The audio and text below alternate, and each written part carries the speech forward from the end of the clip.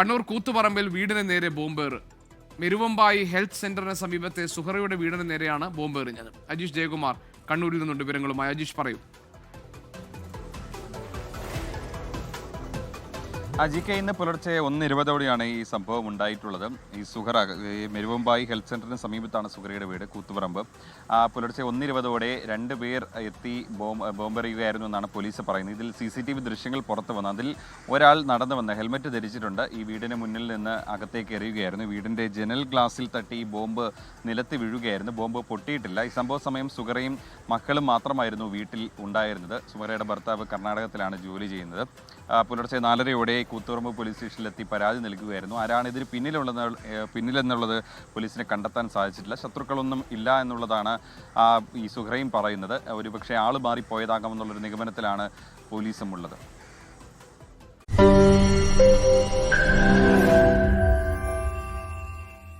ലോകത്തെവിടെയായാലും ഏത് സമയത്തും 24 വാർത്തകളും ഓഗ്മെന്റഡ് റിയാലിറ്റി പാക്കേജുകളും എക്സ്പ്ലെയിനറുകളും വിശദമായി കാണാൻ ഞങ്ങളുടെ YouTube ചാനൽ നിങ്ങൾക്ക് സബ്സ്ക്രൈബ് ചെയ്യാം.